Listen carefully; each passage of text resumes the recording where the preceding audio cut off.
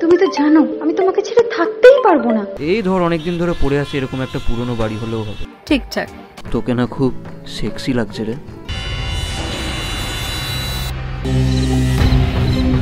শুধু জড়িয়ে ধরে শুতে পারিস। তারপর কি করলি তুই? গোটা রাত ঘুমোতে পারিনি। আপনি কি ধর্ষণ কাণ্ডে জেলে গেছিলেন? বাড়িটাতে কিছু একটা নেগেটিভ এনার্জি আছে। কি হয়েছিল বলো, বলো আমাকে, কি হয়েছিল নৈরিতে, বলো।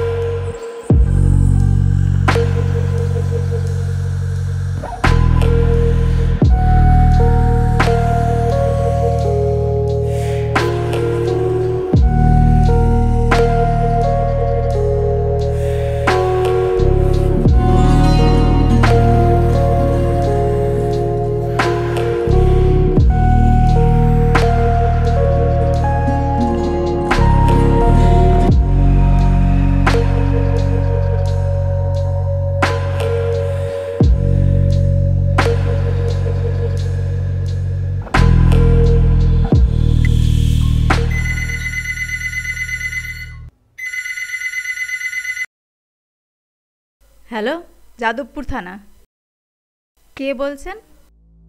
আমি এক্সএসআই সৌমেন দাস কথা বলছি। বলুন।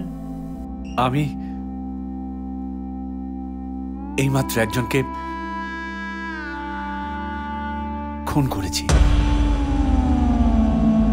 তার মৃতদেহ আমার সামনে পড়ে রয়েছে। খুন? কাকে খুন করেছেন? আপনি কি যাতা বলছেন? কোথা থেকে বলছেন বলুন তো? আমি পল্লীশ্রী থেকে বলছি, সুস্থ মস্তিষ্কেই কথা বলছি। কালকে কালীঘাটে যে মেয়েটির বডিটা পেয়েছেন, তা শুধু রেপ নয়, it's a case of gang rape. একজন 16.5 বছরের আসামিকে আপনারা ধরেছেন, আর একজন আমার সামনে পড়ে রয়েছে।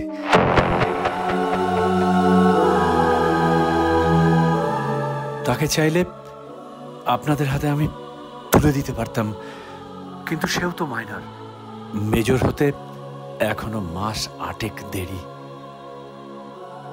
তাই স্বাভাবিকভাবেই ওই জুভেনাইল কোর্ট 2-3 মাস ওখানে থাকা, তারপর আর কি ওখান থেকে বেরিয়ে আবার সেই পৈশাচিক কাজ।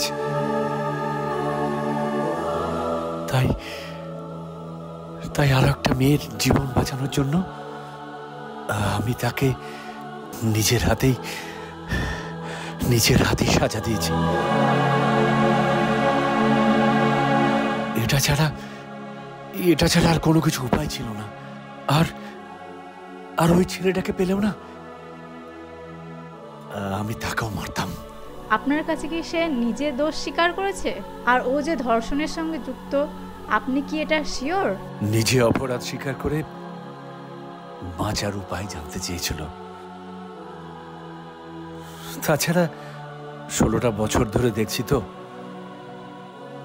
ওর কোনটা সত্যি আর কোনটা মিথ্যে ওটা আমার কাছে সব পরিষ্কার। কেন? ছেলেটির সঙ্গে আপনার কি সম্পর্ক বলুন তো?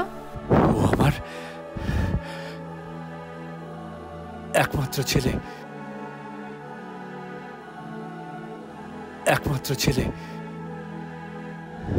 নৈরিত দাস। আর শুনুন, আর দেরি করবেন না কিন্তু, পল্লীশ্রীতে এসে লাশ দুটো নিয়ে যান। দুটো? কিন্তু আপনি যে বললেন একজনকে। হ্যালো হ্যালো হ্যালো, শুনতে পাচ্ছেন? হ্যালো, কথা বলছেন না কেন?